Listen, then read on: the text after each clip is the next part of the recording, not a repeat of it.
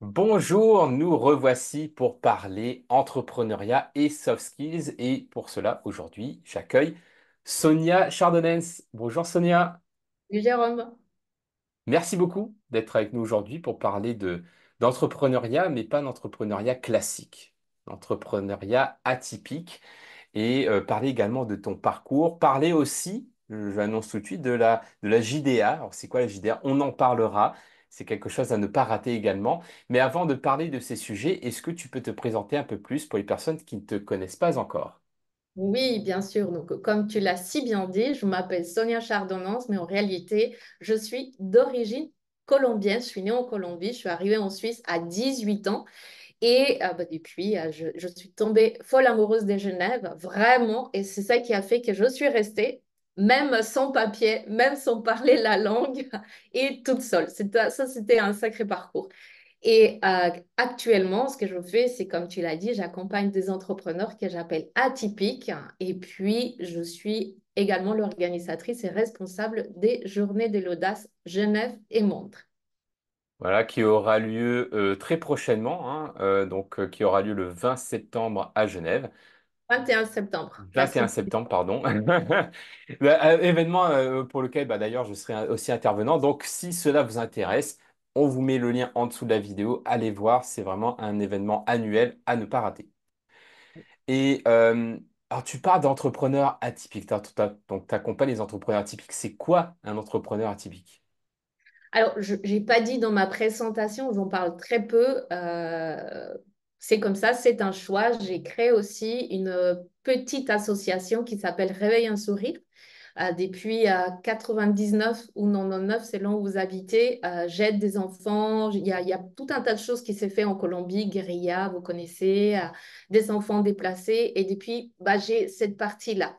Donc, ce qui revient, qu'est-ce qui est un entrepreneur atypique? La plupart des temps, c'est parce qu'on a le cerveau qui part en arborescence et on a plusieurs projets. Donc, tu vois, je suis accompagnatrice, je suis organisatrice, mais j'ai aussi cette partie bénévolat qui me plaît énormément. J'adore le réseau et je suis également organisatrice d'un réseau ici à Genève. Donc, les entrepreneurs atypiques, on se ressemble, hein. C'est quand même mieux d'accompagner quelqu'un qui te ressemble. C'est surtout penser en arborescence. C'est souvent un manque de compréhension par leur entourage parce que tout le monde n'a pas ça. Et des fois, on doit faire des choix. Donc, des fois, je me présente seulement comme entrepreneuse. Des fois, je me présente seulement comme organisatrice. Ça dépend parce que dire à quelqu'un qui est à tous ses casquettes, souvent, les gens, ils comprennent pas. Ils disent, c'est pas possible, il peut pas faire ça. Mais est-ce que tu dors, Sonia? Bah oui, je dors comme tout le monde. Et puis, le troisième, je dirais, qui vient le plus souvent, mais ça, c'est quasiment tous les entrepreneurs, c'est la solitude. Je sais pas toi de ton côté, mais souvent, on se met derrière un écran, on bosse, on bosse, on bosse, et on se retrouve assez seul quand même. Donc, en gros, c'est ça un entrepreneur que j'appelle atypique. Hmm. Est-ce que tu fais le lien justement avec la neuroatypie, justement dans lesquelles on a vu, hein, alors là c'est plus dans le domaine du cerveau dans lequel je travaille aussi, mais on parle souvent voilà, de la neuroatypie avec des personnes qui ont de la dyslexie, on parle de haut potentiel, de TDA, donc de troubles déficit de l'attention, de l'hyperactivité. Est-ce qu'il y a aussi ce pont-là que tu vois avec les personnes que tu accompagnes? Oui, je suis moi-même dyslexique. En principe, j'aurais un trouble d'attention. Donc, évidemment, on dit que est-ce qu'on vibre, c'est ça qu'on attire. Donc, je pense que c'est ces mêmes personnes que j'attire, hein, comme amie et puis comme client. J'aime pas trop parler de neuroatypiques ou de ces problématique parce que justement, déjà, beaucoup de gens disent c'est à la mode, hein. Avant, il n'y avait pas. Pourtant, j'ai 47 ans, j'ai pas eu ma dyslexie la semaine passée, je l'ai depuis l'enfance, hein. Mais aussi ne pas juste mettre une étiquette parce que pour moi, tu n'es pas que dyslexique. Tu es un être humain avec des façons de penser peut-être différentes, mais j'aime pas trop en parler par rapport à ça. Donc, actuellement, j'ai jamais dit si tu es dyslexique, tu es comme moi. Parce que c'est un peu mettre une étiquette et puis j'essaye de pas l'avoir, même si je sais que ça fait partie de moi. C'est une petite partie de qui je suis en fait. Est-ce qu'il y a d'autres difficultés spécifiques à ces entrepreneurs différents, on va dire. Parce qu'en effet, on peut trouver souvent dans l'entrepreneuriat, moi c'était un peu pareil, hein. Quand j'ai commencé, on me disait il faut être focus. Il faut avoir un MVP, donc un minimum viable product. Il faut avoir un focus, un objectif, et on est à fond là-dessus. Et moi, j'ai jamais réussi. J'ai toujours fait plein de trucs aussi, ce qui les gens ils disent je comprends pas ce que tu fais, je comprends rien. Mais bon, dans l'absolu, est-ce que c'est une difficulté? Est-ce qu'il y a d'autres difficultés justement que tu as pu identifier par rapport à ces personnes? Alors oui, on a une difficulté déjà quand on nous dit un objectif, c'est genre, tu peux faire une seule chose. Et c'est comme ils disent les Québécois, on capote. Dès qu'on nous dit, choisis un truc, tu dis, mais pourquoi? Moi, je veux tous les trucs. Alors, choisir un objectif, c'est beaucoup plus simple si on te dit, choisis un objectif pour le lundi matin et un autre pour le lundi après-midi. Tu vois, donc moi, j'essaye de leur apprendre que c'est pas choisir à l'infini, c'est choisir en temporalité. Et du coup, ça fonctionne plus facilement parce que c'est vrai que je donne souvent cet exemple. Tu vas aller à la plage. Là, c'est l'été, on veut tous aller au frais. Tu vas aller à la plage, tu peux pas dire j'y vais à la plage. Il faut quand même que tu dises à ton GPS quelle plage, hein, parce que sinon, ah bah, tu peux tourner en rond et peut-être arriver, comme peut-être te perdre en chemin. Donc, c'est juste mettre une petite adresse qui t'amène à destination. Ce qui fait que tu vois aussi ce que tu as fait, parce que un des problèmes que nous, on a, c'est qu'on croit qu'on n'a jamais rien fait ou que la journée est passée trop vite et puis qu'on n'a rien fait. Pourtant, on fait tout le temps, tout le temps, tout le temps des choses, mais on ne les valore pas, on ne les met pas justement en structure et on ne voit pas le résultat. Et quelque part, c'est comme ça que j'accompagne les gens, c'est en regardant son parcours et en voyant où c'est qu'on veut y aller et quelle stratégie fonctionne, parce qu'il fonctionne chez moi, ne fonctionne pas forcément chez quelqu'un d'autre, tu vois. Donc, il y a les couleurs, il y a l'agenda, il y a un calendrier, mais il faut voir lequel fonctionne parce que peut-être bah, tu es plus visuel qu'auditif, tu es plus kinesthésique peut-être, donc c'est tout un chemin. Mais c'est possible, je vous le Hmm. garantis. Parce que justement, on est tous différents et encore plus quand on est entre guillemets atypique. Donc, comment toi tu fais pour aider les personnes à justement prendre conscience de leur élément différenciant, de ce qui marche pour elles par rapport à ce qui ne marche pas, parce que c'est vrai que souvent c'est inconscient. Souvent, on n'a pas conscience de qu'est-ce qui marche pas, etc. Et c'est vrai que bah, toi, en tant que coach, j'imagine que tu aides à cette maïeutique à faire prendre conscience. Donc, comment on fait justement pour prendre conscience de nos forces qui marchent pour nous par rapport à ce qui ne marche pas? Alors, premièrement, je fais passer un test. Tu dois connaître les 16 personnalités. Je m'appuie pas mal sur ces tests-là, ce qui fait déjà une première partie de qui tu es. Moi, ça me permet aussi de voir un peu comment elle est la personne, en plus de la process communication qu'on connaît aussi tous les deux, pour voir comment la personne fonctionne et quelles sont les propositions que je peux faire. Mais aussi, j'ai une très bonne écoute, et ce qui fait que je peux me rendre compte des choses que peut-être la personne en face ne sait pas. C'est-à-dire, c'est quoi les, les peurs et c'est quoi les processus qui met tout le temps en place qui fait qu'on a toujours le même résultat. Donc, c'est surtout prendre ça et voir comment on peut décortiquer et comment on peut dire, OK, teste ça et regarde ce que ça va donner. Teste ça et regarde ce que ça va donner. Et du coup, c'est grâce à ça qu'on peut voir sur chaque personne ce qui fonctionne pas aussi. Hmm. Donc, souvent on parle de pattern, hein, c'est-à-dire de schémas récurrents qui se passent dans la vie. Et donc, si je comprends bien, c'est que toi, tu arrives à identifier ces patterns, il y a des choses qui reviennent régulièrement, et de voir comment les casser, parce que généralement, c'est des résultats qui reviennent qu'on ne souhaite pas. Et c'est de voir comment casser cette chose récurrente, finalement. Oui, Hmm. c'est tout à Mais fait ça. bah, comment on fait? Parce que si c'est récurrent et que c'est inconscient, c'est que c'est vraiment bien ancré. C'est-à-dire que c'est quand même, j'imagine, difficile de sortir de ce schéma qui est bien installé. Comment on fait justement dans ces situations-là? Comment toi, tu arrives à faire en sorte d'avoir cette audace, enfin, de ce courage de faire les choses différemment? Et si on peut avoir un exemple, je ne sais pas, par exemple, un exemple entrepreneurial. Alors, normalement, une ancienne solution est un nouveau problème. C'est-à-dire que quand on était enfant, on a vu, par exemple, à l'école, je vais juste te dire ça. Donc, tu me dis un exemple précis, je vais prendre un exemple sur moi. Moi, à l'école, je sais que j'étais déjà dyslexique. Mais déjà, en Colombie, c'est un peu plus en retard par rapport à l'Europe, donc on ne savait pas du tout. Même moi, je n'étais pas du tout au courant. J'ai toujours pensé que les gens pensaient comme moi. Et on fonctionnait tous pareil. C'est ce qu'on nous apprend à l'école, on est tous pareils. Euh, C'était comme ça à l'époque. Donc, ce que je faisais, c'est que je me suis rendu compte que dès qu'on nous disait examen, j'avais peur et du coup, tout ce que j'avais appris, je l'oubliais. Mais en classe, j'étais quand même une bonne élève parce que je m'intéresse à plein de choses. Je participais souvent, je levais la main, je faisais toujours mes devoirs parce que vraiment, je trouvais ça bien. Sauf que au moment de l'examen, j'ai ancré ce truc de toute façon, je vais tout oublier.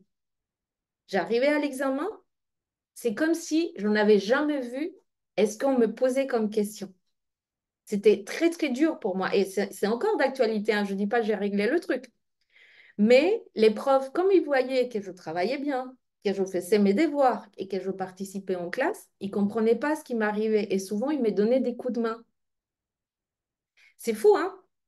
Donc, comment maintenant je le sais, parce qu'il n'y a pas pire aveugle que celui qui n'a pas envie de voir. Donc, c'est pour ça qu'un entrepreneur, quand tu n'as pas envie de voir, ça ne sert à rien qu'on bosse parce qu'on n'avancera pas.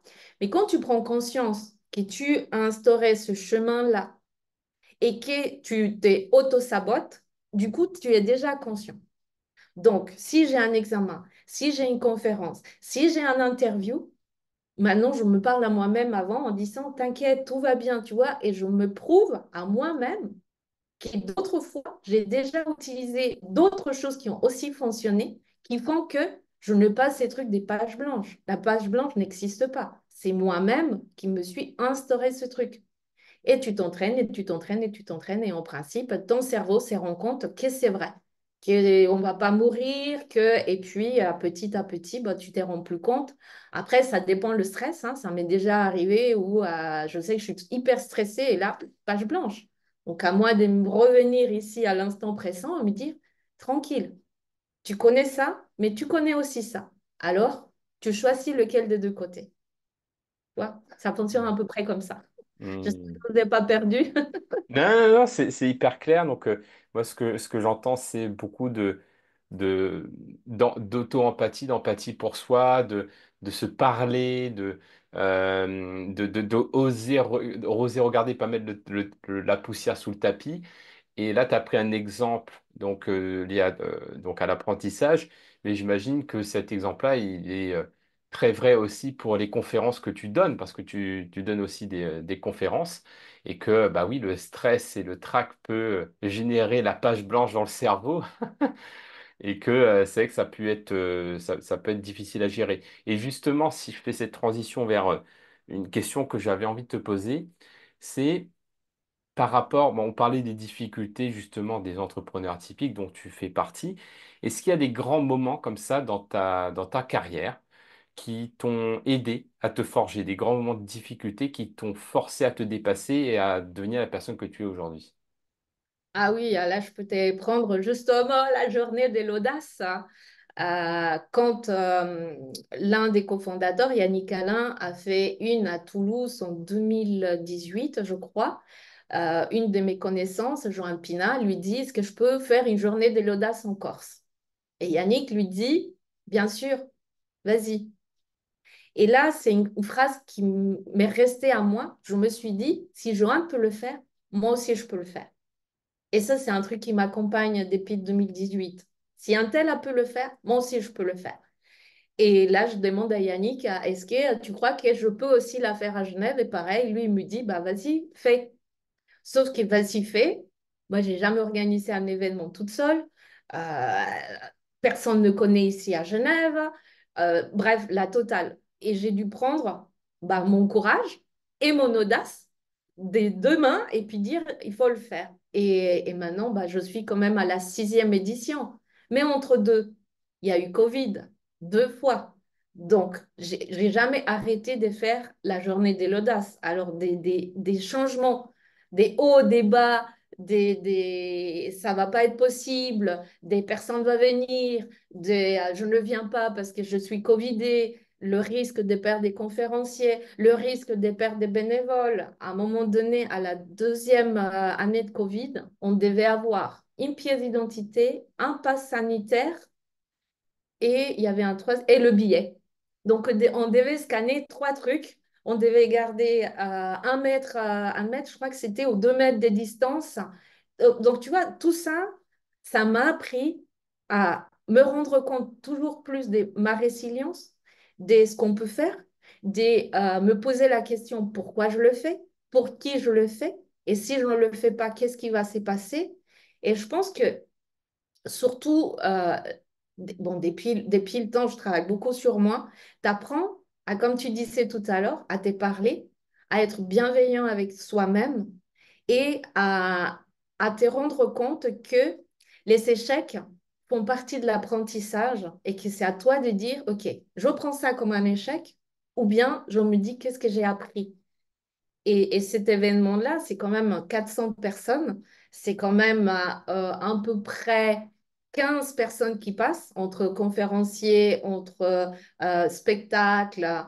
Et j'ai de la chance d'avoir entre 15 et 18 bénévoles aussi. Donc, c'est énorme, les partages, les échanges et tout ça. Donc, je crois que c'est surtout la journée de l'audace qui a fait me rendre compte quand tu es entrepreneur, bah, tu dois co-créer, mais tu es quand même responsable de ce qui se passe, mais pas toujours responsable des choses qui ne t'appartiennent pas, comme la météo, comme le Covid. Moi, j'ai eu grève d'essence, j'ai eu grève le truc aérien, comment on appelle ça, j'ai oublié. Ah, c'était les contrôleurs aériens?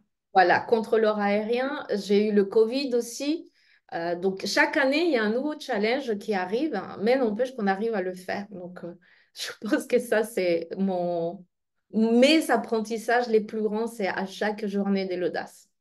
Ouais. Ah ouais, j'imagine. Ouais. J'essaie de voir comment gérer tout ça. C'est qu'en termes de stress, là, il y a de quoi avoir une page blanche avec tout ce que tu as vécu. Ouais. Et tu disais ce qui, toi, t'a le plus aidé, donc c'est voilà, la bienveillance envers soi-même, mais tu as beaucoup insisté aussi sur pourquoi je le fais, pour qui je le fais, et j'ai l'impression que c'est ça qui te donne le plus de force, en fait, pour dépasser les événements. Donc le sens des choses, est-ce que c'est bien ça? ton, ton, et je dis souvent aux entrepreneurs, j'accompagne, si tu sais pas pourquoi tu le fais, ton pourquoi émotionnel, hein, parce que tu as le pourquoi financier, qu'on en a tous, évidemment, mais ton pourquoi émotionnel, il est hyper important de l'avoir très, très clair. Parce C'est que, quoi? Donne-moi un exemple, enfin, quelques exemples de pourquoi émotionnel. alors, le pourquoi émotionnel, si tu veux perdre du poids, ce qui n'est pas du tout mon cas, heureusement, euh, souvent on entend, oui, je veux perdre 10 kilos parce que je veux rentrer dans une robe. Je veux perdre 5 kilos parce que j'ai mal au genou. Tu commences, tu le fais et hop, tu t'arrêtes. Tu as beaucoup de difficultés à intégrer justement cet objectif, ce rythme, tu l'appelles comme tu veux. Mais si tu te demandes réellement au fond du toi pourquoi tu as besoin ou pourquoi tu veux le faire, et si tu dis, admettons, je veux perdre du poids parce que, et c'est mon cas par rapport au genou, par exemple, j'ai un problème au genou actuellement, j'y tiens parce que je me dis, si j'ai mal au genou, bah, je pénalise ma famille parce qu'on ne peut pas faire des promenades, parce qu'on ne peut pas sortir ensemble. Et pour moi, la famille, c'est une valeur hyper importante. Donc, si j'ai pas envie de me lever et faire mes exercices pour moi, je le fais pour ma famille. Donc, ça, c'est mon pourquoi émotionnel qui fait que quand c'est difficile, tu vas gratter dans ton vrai pourquoi. Et là, tu as de la force, tu as de l'envie. Il y a pas c'est poser des questions. Tu vois, si tous les entrepreneurs ont dit, c'est OK, euh, il faut que tu gagnes 10 000 € ce mois-ci, souvent on va se dire, ah oui, mais moi, j'arriverai pas, je ne sais pas faire, je n'aime pas vendre, j'aime pas me vendre. Mais si je t'ai dit, Tu as quelqu'un de ta famille, ta mère, ton père, ton enfant, qui doit se faire opérer et il lui faut 10 000 € parce que sinon il est mort, tu ne te poses pas la question. Tu vends ta bagnole, tu fais ce qu'il faut parce que ça, c'est ton pourquoi émotionnel, tu vois. Et c'est ce pourquoi-là qui est hyper, hyper important chez tout le monde, mais on ne le travaille pas assez en fait. Et du coup, ben, on lâche facilement tous nos petits projets parce qu'on ne sait pas pourquoi on les fait réellement. Je dis souvent, on, on le met de côté, on n'insiste pas, enfin, on le travaille pas assez. Oui. Comment on travaille un pourquoi émotionnel? Alors moi, je commence souvent par les valeurs. C'est quoi tes valeurs? Connaître tes valeurs, c'est très important. Puis après, ben, c'est pourquoi tu veux vendre tel produit, pourquoi tu veux écrire tel livre, pourquoi. Et on creuse, on creuse, on creuse jusqu'à ce qu'on s'est dit, ah oui, c'est vrai. Ah oui, c'est vrai. Je ne peux pas ne pas le faire. J'accompagne beaucoup des coachs, par exemple. Des coachs qui ont des énormes qualités. Si toi, là je prends l'exemple par exemple récemment de quelqu'un que j'ai accompagné, qui accompagne des femmes en difficulté parce qu'elles ont été, pas abusées, bref, que l'estime de soi a énormément baissé. Donc, cette personne, si elle ne se connecte pas, c'est pourquoi elle veut aider ce type de femmes. Bah, c'est des gens qu'elle ne va pas aider. C'est un peu comme si tu refusais au monde ton aide et tes facilités. Et ça, c'est quand même un peu égoïste. Donc, quand tu le vois de ce côté-là, tu te dis, ah ouais, je suis pas là à vendre, je sais pas, un stylo pour le vendre. Je vends ce stylo parce que ce stylo est magique. Parce que ce stylo peut écrire des poèmes incroyables qui vont toucher la personne en face. Tu vois, c'est plus la même chose. C'est plus loin, en fait. C'est, voilà, c'est comme ça que je le vois. En tout cas, c'est comme ça que je le travaille. Hmm. Et dans ces personnes, chez ces personnes que tu accompagnes souvent, est-ce qu'il y a un conseil qui revient le plus souvent? Alors, je sais que oui, dans le coaching, on donne pas de conseils, mais bon, tu fais aussi du mentorat, etc. Est-ce qu'il y a ouais, un conseil que tu as le plus souvent donné?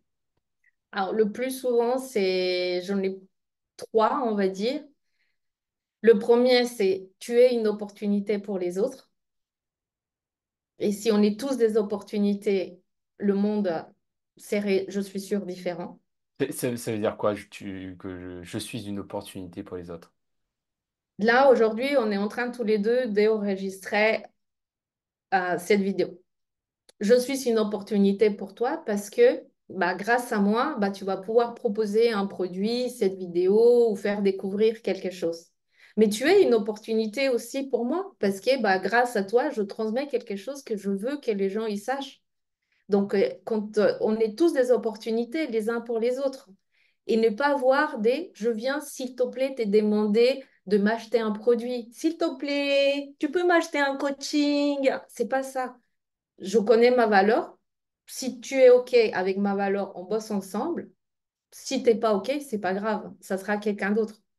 Mais je sais que tu loupes un truc parce que je suis sûre que je peux t'aider. Donc, tu vois, ça, c'est être une opportunité. C'est pas mon ego qui parle. Et tout le monde a des opportunités. Et ça, c'est la première chose à se voir, à se dire, je suis une opportunité.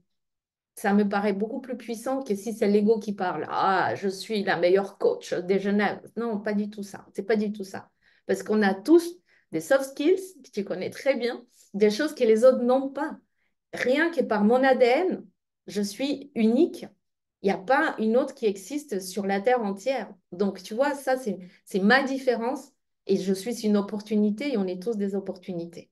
La deuxième, n'est jamais sous-estimer justement ton réseau. Souvent, les entrepreneurs disent, ah ouais, moi, je suis entrepreneur parce que je veux être libre, je veux faire ce que je veux.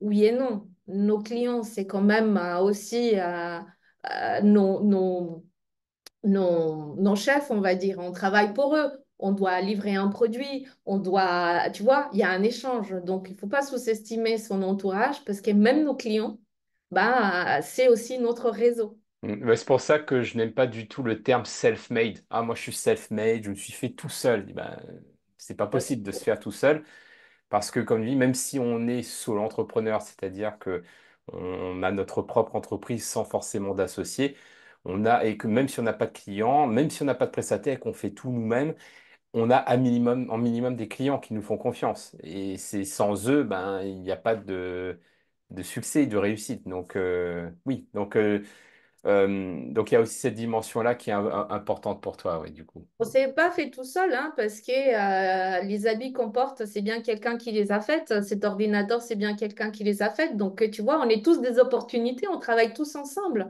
L'être humain, et on travaille en meute, hein.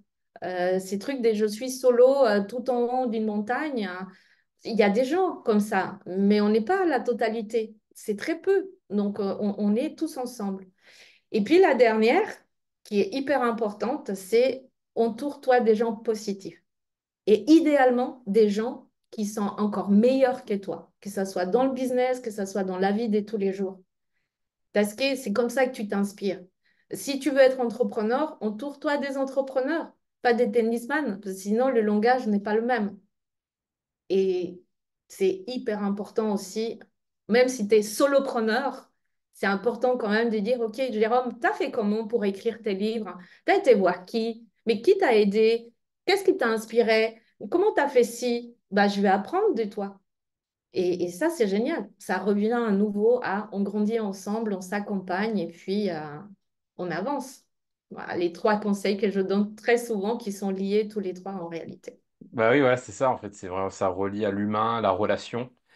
Et c'est marrant parce que depuis le tout début de ma carrière, que j'ai commencé, ma carrière entrepreneuriale, que j'ai commencé même pendant mes études, ça a commencé par ça, en fait, le réseau, par les interviews, en fait. Et pour moi, bah, les interviews, comme pour moi, c'est magique. Tu parlais d'opportunité, pour moi, c'est la philosophie le mindset du win-win, gagnant-gagnant. Bah, pour moi, c'est un peu ça, l'interview, c'est bah, je suis gagnant parce que j'apprends énormément. La personne que j'interviewe est gagnante parce qu'elle a de la visibilité par rapport à la publication de l'interview. Et il y a un troisième gagnant dans tout ça, bah, c'est vous les auditeurs et les auditrices, parce que bah, vous apprenez quelque chose que vous n'aurez pas pu apprendre autrement. Parce que c'est des interviews qui ne sont pas préparées, enfin qui sont préparées. On a des questions, hein, mais c'est pas scripté, voilà. Donc il y a beaucoup de choses qui émergent de l'instant, et bah, c'est une version unique de cet apprentissage qu'on n'a pas dans les bouquins, par exemple. Et j'ai l'impression que voilà, ce que tu partages par rapport à ces conseils rejoint un peu cette philosophie, quelque part, de sortir de l'isolement. Tu parlais de l'une des difficultés des entrepreneurs, c'est aussi cet isolement. Et que oui, parfois on a l'impression que être solo, c'est être isolé, alors que non, on peut aussi travailler en partenariat, en intelligence, en co-création, sans forcément être entouré d'associés ou d'employés. Oui, Hmm. je valide. Ok, moi si tu valides. Merci beaucoup. Alors, alors, on a donné beaucoup de conseils, de retours d'expérience. Est-ce qu'il y a quand même un conseil que tu n'as pas dit, que tu n'as pas partagé, ou un message que tu aimerais partager, que tu n'as pas partagé durant cette interview? Bah, je finirai avec une phrase, l'audace de suivre son propre chemin est hyper important et c'est souvent ce qui amène au bonheur. Et n'oubliez jamais ça. Wow. Bah, je trouve que c'est une très belle manière de conclure. Merci beaucoup, Sonia. Donc, pour les personnes qui, justement, veulent découvrir ce chemin de l'audace, eh bien, rendez-vous à la journée de l'audace. Vous avez le lien en dessous de la vidéo. Il reste encore des places. Et bah, ça nous fera vraiment plaisir de vous voir en vrai à Genève, que ce soit Sonia ou moi, pour cette grande occasion. Je Merci beaucoup, profite pour Sonia. dire, attends, je profite pour dire, je Oui. fais la pub quand même pour Jérôme. Jérôme sera là avec ses livres. Donc, si vous avez acheté un livre qui n'est pas encore dédicacé, amenez-le parce que je vais l'obliger à signer vos livres. Et puis, qu'est-ce que tu vas amener comme livre pour vendre sinon? Ah bah ça va être bah, mon dernier, hein, donc le livre sur le leadership avec les 7 types de personnalités en entreprise. Voilà, dans lequel j'ai un tout petit chapitre d'ailleurs. Exactement, tu as été interviewé là-dessus, en effet. Oui. Exactement. Donc, venez, il n'y a pas que des conférences, il y a aussi du fun, du spectacle, du réseautage, parce que sinon, c'est pas possible. Et puis, il y a aussi des aides pour mon association Réveille un sourire. Donc, on vous attend nombreux. Merci de m'avoir écouté. Merci, Jérôme, pour ton invitation. Merci beaucoup, à très bientôt. Bye bye.